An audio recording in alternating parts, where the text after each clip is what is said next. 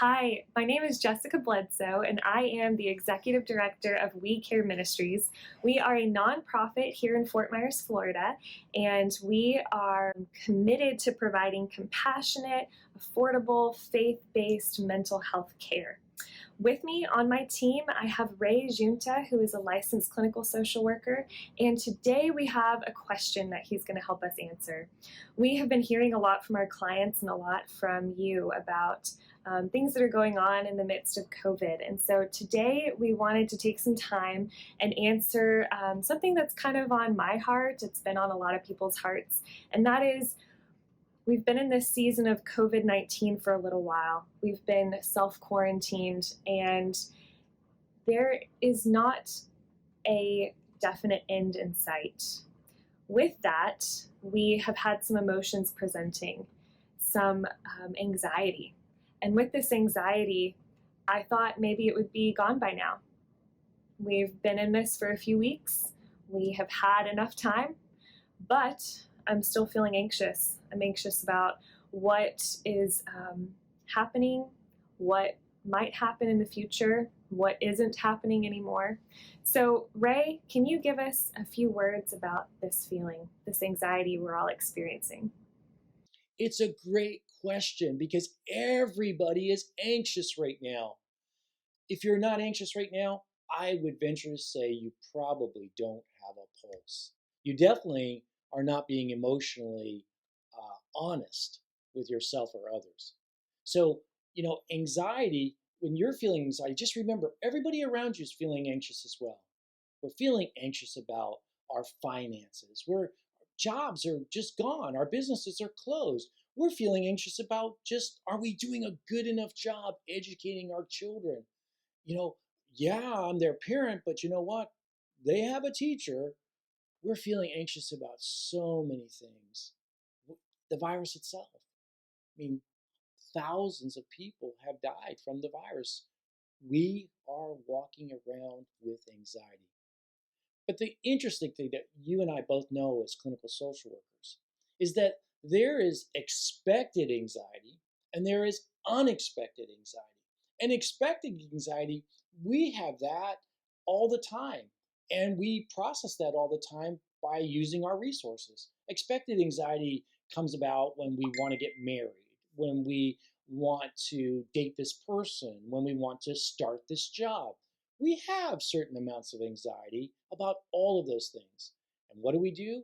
We define the adventure, we find the resources, and we accomplish the task, and our anxiety subsides. And our wedding day turns out to be the greatest day of our life, or the birth of our child turns out to be the greatest blessing of our life together with our partner. Then we have unexpected anxiety. The anxiety that comes when we're not even looking for it. We're not hunting down anxiety. There's nothing good about unexpected anxiety because we have this deep seated feeling that somehow we've lost control. So we have to ask ourselves a couple questions if we're going to make it through the unexpected anxiety. And that's what?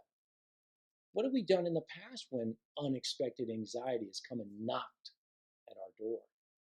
This isn't our first trip to the dance or our first ride on the rodeo.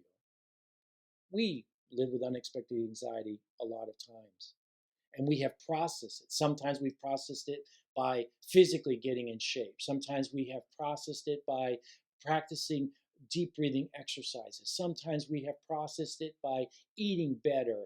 Sometimes we've processed it by just focusing on something totally different than the thing that is out of our control. Sometimes we process unexpected anxiety by looking to others. How are the people around us right now dealing with their anxiety? We look to them and we draw from them. We can draw from our family members. We can draw from our friends.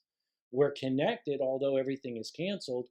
Socially, we're still very, very connected.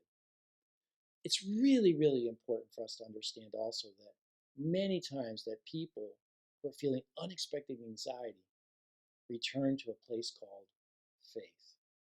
They go back to the well of their faith and they draw upon that. As Christian social workers, you and I both are very involved with our faith. And we're not trying to preach at people right now. We'll leave that up to the pastors. We're not trying to be medical doctors right now. We'll leave that up to the physicians. We're not even trying to be economists. We don't know anything about economics. But what we do know is this, is that our faith tells us that when we're feeling out of control, there is one that is in control. And that when we can't control the circumstances, we can lean into the one who has everything under control. And so I want to encourage you today. You might have to ask yourself, what am I anxious about? And if the answer is something that you've expected, then you probably already have the resources. If it's the unexpected, return to the voice of yesterday, the times in your life when you walked through something that was totally out of control and you made it. We believe in a strength-based approach. We believe that you are fully capable of accomplishing the things that you need to accomplish. Also, we want you to talk to your friends and your family. Stay connected as much as you can and still socially isolate and insulate yourself.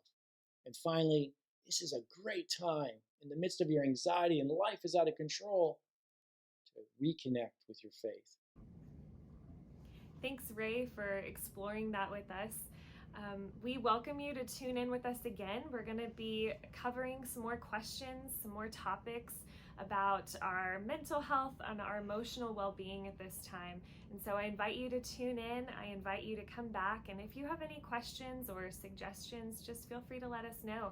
We look forward to continuing this partnership, continuing to be with you.